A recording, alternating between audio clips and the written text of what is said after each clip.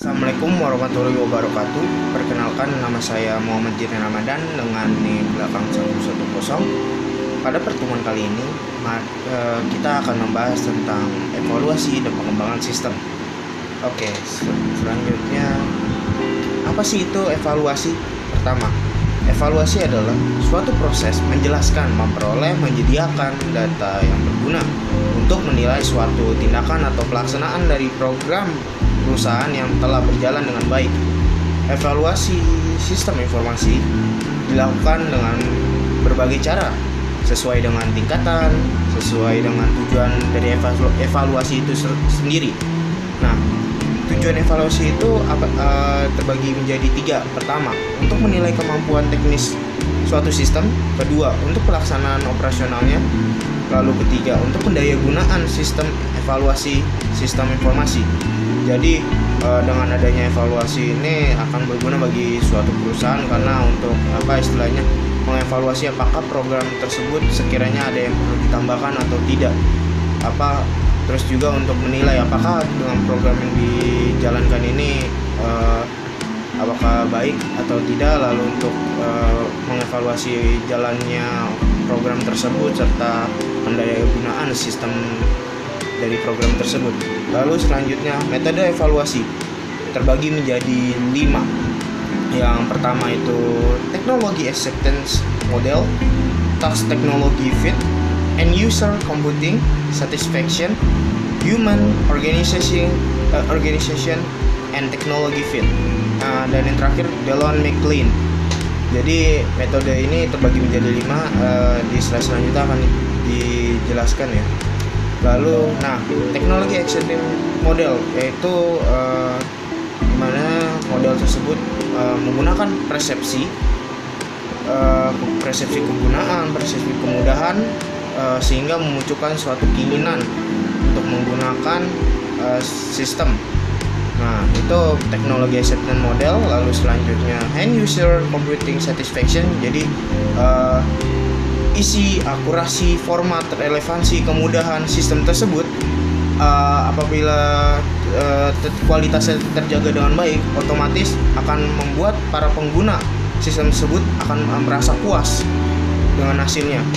Selanjutnya, text technology fit, yaitu penyesuaian dengan tugas-tugas ya, dengan karakter teknologi tersebut, karakter pekerjaan disesuaikan, sehingga dengan ada penyesuaian, ada penggunaan yang istilahnya yang menjadi lebih berkualitas, serta untuk dampak kinerja dari perusahaan itu sendiri akan meningkat karena sudah disesuaikan ya, untuk bidangnya ini sekiranya bisa dikerjakan oleh orang yang punya skill seperti ini.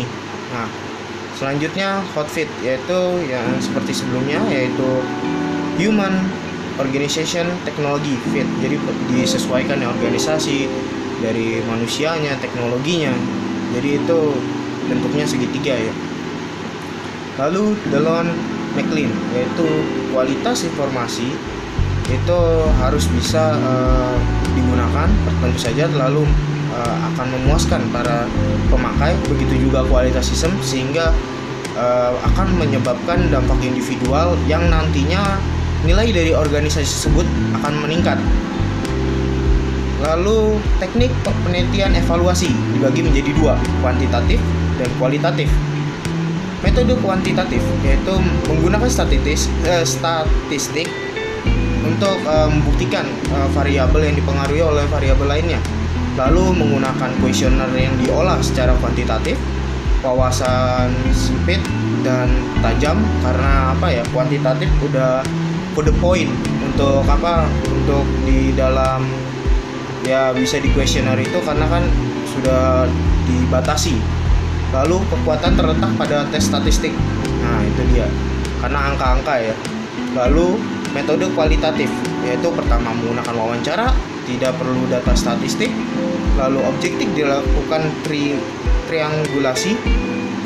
Lalu wawasan komprehensif dan luas, karena metode kualitatif ya, kualitas. Jadi wawancara diperlukan, untuk data statistik tidak harus dipakai ya, karena tidak terkait dengan angka-angka. Lalu objektif, nah wawasan luas tentu saja, karena kan kualitas diuji dari wawasan komprehensifnya itu sekiranya yang pasti luas untuk sistem tersebut. Lalu teknik dalam proses pengembangan sistem informasi, yaitu pemrograman struktur, desain struktur, pemodelan data, serta rekayasa data. Lalu selanjutnya metode pengembangan sistem, yaitu ada SDLC atau bisa kita kenal dengan Cycles Development Life Cycle. Lalu ada prototyping, rapid application development, dan joint application development JAD. Jadi SDLC itu adalah suatu tahapan yang dilakukan oleh analisis sistem dan programmer untuk membangun sistem informasi. SDLC ini biasanya perusahaan menyebutnya sebagai waterfall method. Jadi SDLC ini itu kayak istilahnya kayak air terjun. Kalau misalnya dari tahap 1 ke tahap 2, lalu setelah tahap 2 udah selesai, lanjut ke tahap 3. Nah, kalau tahap 3 nggak bisa, mau balik ke tahap 2 itu udah nggak bisa, karena kan istilahnya harus berurutan. Nggak boleh misalnya ada jatuh di salah satu tahap, nggak bisa balik lagi, harus mengulang dari awal. Nah, lalu untuk langkah-langkah SDLC itu apa? Pertama, melakukan survei untuk menilai kelayakan proyek pengembangan sistem tersebut, mempelajari dan menganalisis sistem informasi, lalu menentukan sekiranya pemakai itu mintanya informasi seperti apa. Lalu selanjutnya mencari solusi serta pemecahan masalah yang paling efektif. Lalu menentukan perangkat keras serta perangkat lunak, merancang sistem informasi baru, lalu membangun sistem informasi baru, serta mengomunikasikan dan mengimplementasikan sistem informasi baru. Dan yang terakhir adalah setelah mengimplementasikan, tentu saja harus dipelihara sistem informasi baru tersebut dan dilakukan perbaikan atau maintenance apabila diperlukan, untuk sekiranya biar kualitasnya itu semakin baik dalam perusahaan. Selanjutnya prototyping. Prototyping itu suatu paradigma baru dalam pengembangan sistem informasi, tidak hanya sekedar suatu evolusi dari metode pengembangan sistem informasi yang ada, tapi sekaligus merupakan revolusi dalam pengembangan sistem informasi manajemen. Jadi untuk SDLC dan prototyping ini beda ya. Kalau prototyping tuh istilahnya di copy jadi sistem sebelumnya itu diduplikat, diambil sistem tersebut, lalu dibuang sekiranya yang fungsi-fungsi yang tidak terlalu berguna untuk perusahaan, lalu menciptakan suatu prototyping ya. Jadi mengambil dari data yang sebelumnya, lalu dipilah fungsi-fungsi yang ada, sehingga nanti perusahaan tuh bisa mengembangkan dari model prototyping tersebut. Lalu selanjutnya rapid application development, penggabungan beberapa metode struktur menggunakan metode prototyping dan teknik terstruktur lainnya untuk menentukan kebutuhan user dan perancangan sistem informasi. Itu untuk yang rapid application development. Lalu selanjutnya joint application development, merupakan suatu kerjasama yang struktur antara pemakai sistem informasi dan manajer dan ahli sistem informasi untuk menentukan dan menjabarkan permintaan pemakai, teknik yang dibutuhkan, dan unsur rancangan eksternal.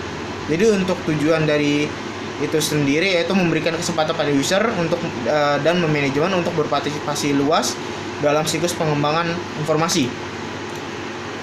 Lalu sekian dari saya. Wassalamualaikum warahmatullahi wabarakatuh.